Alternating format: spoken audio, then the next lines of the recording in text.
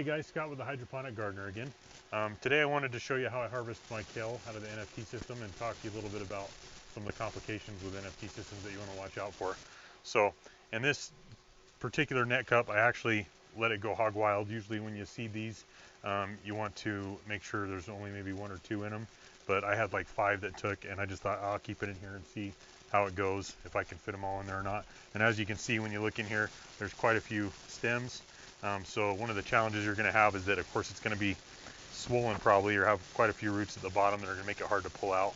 So when you go to harvest this, a lot of times what I'll do, I know I'm going to be using this whole thing for tonight's meal. I'll just cut them off at the base and then set these off to the side to take in later.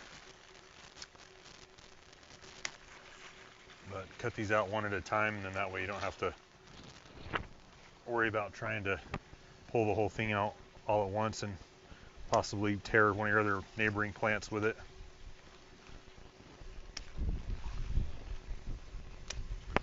All right, so now that those are all cleared away, I'll show you how big these roots get when they grow through here.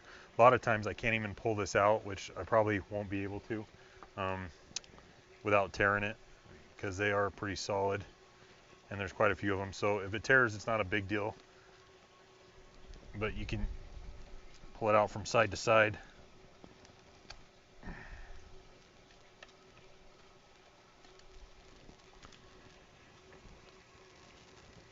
I had someone ask about the roots on these, why they were red, and that's just because of some of the chard being red itself. But so this all came out in one big swoop, which is nice. But I mean, this shows you the mass of that root ball there.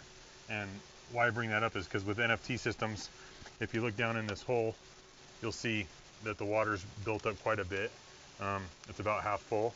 You just want to keep an eye out on that, because obviously I've got some other large chard plants here too that are really growing. So I mean, you probably have this same root mass over here, and so that's really going to add the water level, heighten it quite a bit, so it won't be that thin film that you started out with, which isn't a bad thing. I mean, it's not affecting any of the plants at all. Obviously we've got stuff growing just fine the way it is, but the one main concern is you want to obviously make sure that you're not it's not so large that it's causing the water to back up and then overflow out of your holes, depending on what size pipe you're using. This is just a 3-inch pipe that I use for these. But just to give you an idea what the roots look like, I mean, obviously they take shape with the pipe like that, and that's how they'll grow in there.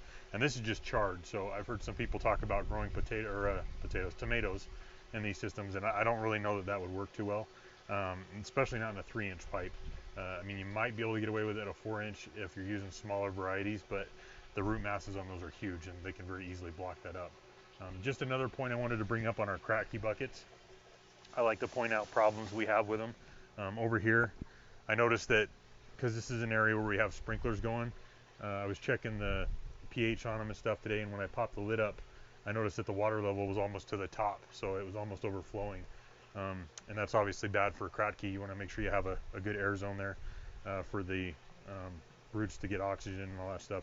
So what I did was I actually looked at where the bottom of the basket was on this and drilled a hole just to make sure that the bottom was still touching. But as you can see, there's roots there. When I had checked it earlier, there were the water was all the way to the top. But you can see over there, I drilled a hole in the side of the bucket just to kind of keep that water level at that height. Now, obviously, my sprinklers will probably change my pH and my nutrient strength regularly, so I do have to keep an eye on that.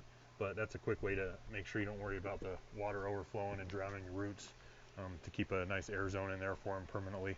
So just a couple side holes on the side of the bucket at a level that still keeps it touching the bottom of that basket, and that took care of that problem.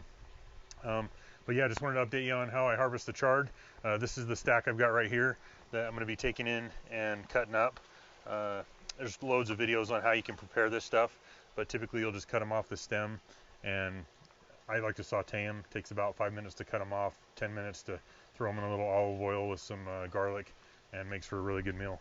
If you guys have any questions, hit me up, and I'll talk to you in our next video. Have a great day.